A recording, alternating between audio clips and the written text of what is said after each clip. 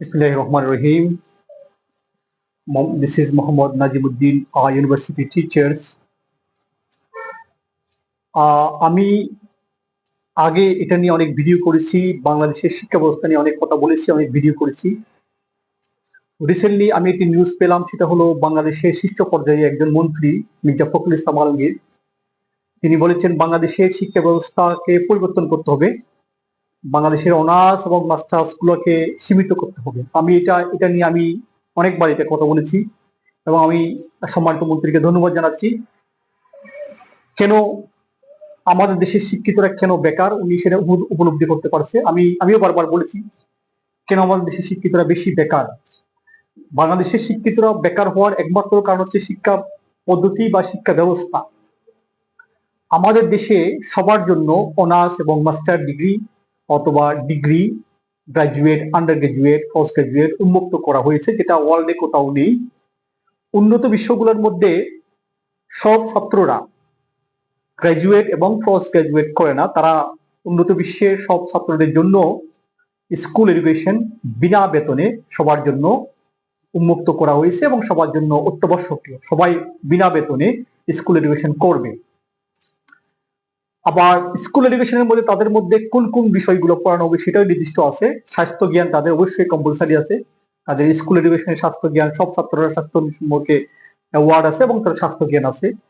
এইখানে মরালিটি জ্ঞানগুলো আছে, আদর্শ নীতি নৈতিকতা জ্ঞানগুলো অবশ্যই আছে।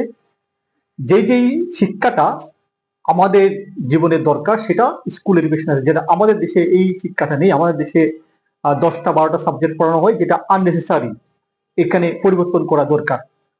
সেকেন্ডলি, বাংলাদেশে যেই হারে উচ্চশিক্ষিত বেকার, যে হারে প্রতি বছর গ্রাজুয়েট এবং পোস্ট গ্রাজুয়েট শিক্ষিতরা প্রতি বছর 5 থেকে 10 লক্ষ গ্রাজুয়েট পোস্ট গ্রাজুয়েট শিক্ষিতরা বের হচ্ছে, সার্টিফিকেট পাচ্ছে, সনদ পাচ্ছে, কিন্তু এরা চাকরি পাচ্ছে না। এদের মাত্র 5% এই কর্মসংস্থান পাচ্ছে না। এইবার তারা দেশে কোনো কর্মসংস্থান পাচ্ছে না, দেশের বাইরে পাচ্ছে না। এক একটা পোস্টের জন্য যখন এক একটা সার্কুলেশন হয়, দেখা যায় একটা পোস্টে লোক নিবে 10 জন, অ্যাপ্লিকেশন করেছে 10 লক্ষ। এই ধরনের বাংলাদেশে যতগুলো নিয়োগ হচ্ছে, এক একটা ভ্যাকেন্সিতে লোক নিবে 10 জন, অ্যাপ্লিকেশন করে 10 লক্ষ। ভ্যাকেন্সির যোগ্যতা চেয়েছে এসএসসি পাস বা 8 পাস, অ্যাপ্লিকেশন করেছে অনার্স পাস এবং মাস্টার্স পাস, প্রায় অনেক বেশি। এটার কারণ হচ্ছে উচ্চশিক্ষার হার এমন বেড়েছে, যেটার যা বেকার তৈরি করার কারখানা।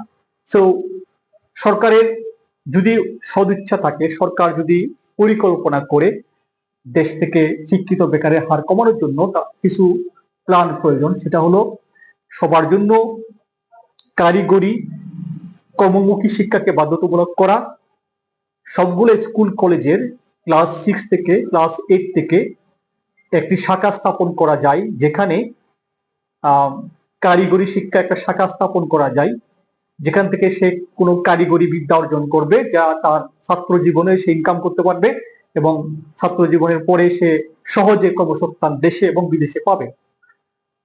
থার্ডলি, বাংলাদেশের শিক্ষা যতগুলা কলেজ আছে যেখানে ডিগ্রি বা যেখানে গ্রাজুয়েশন কোর্স করানো হয়, সেখানে গ্রাজুয়েশনের অপ্রয়োজনীয় কোর্সগুলাকে লিমিটেড করে যে কোর্সগুলা অত্যন্ত কাজের জন্য হেল্পফুল, এই কোর্সগুলাকে বিদ্যমান রেখে অপ্রয়োজনীয় কোর্সগুলোকে বাদ দেওয়া। যেই কোর্স বাংলায় অনার্স মাস্টার প্রয়োজন নেই, পলিটিক্যাল সায়েন্সে সবার জন্য অনার্স মাস্টার প্রয়োজন নেই, ইসলামী ইতিহাসে সবার জন্য অনার্স মাস্টার প্রয়োজন নেই, ইতিহাসে সবার জন্য অনার্স মাস্টার প্রয়োজন নেই, সে ইতিহাস স্কুল থেকে শিখতে পারবে, স্কুলে তার ইতিহাস সে শিখেছে, বাংলায় সে বাংলা ভাষা সে স্কুলে অনেক অনেক সে পড়েছে।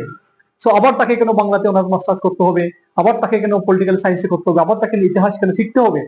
তো এই বিষয়গুলোকে মাথায় রেখে শিক্ষা ব্যবস্থা পরিবর্তন করা দরকার। শুধুমাত্র যেই কোর্সগুলা উচ্চ ডিগ্রি, যেই কোর্সগুলা কাজের জন্য উপযোগী সেটাকে রেখে, অথবা সবগুলা প্রতিষ্ঠানে, স্কুল কলেজ প্রতিষ্ঠানের মধ্যে স্কুল কলেজ শাখা, ডিগ্রি, অনার্স মাস্টার যে প্রতিষ্ঠানগুলো আছে এখানের মধ্যে অবশ্যই কারিগরি কিছু কোর্স চালু করা যায়। কারিগরি কোর্স, যে কোর্সের মাধ্যমে সে দেশে এবং বিদেশে কর্মসংস্থান পাবে, এবং সে কাজের ফাঁকে ফাঁকে ইনকাম করতে পারবে। এই কোর্সগুলা যদি চালু করা যায় তাহলে বাংলাদেশে বেকার থাকবে না।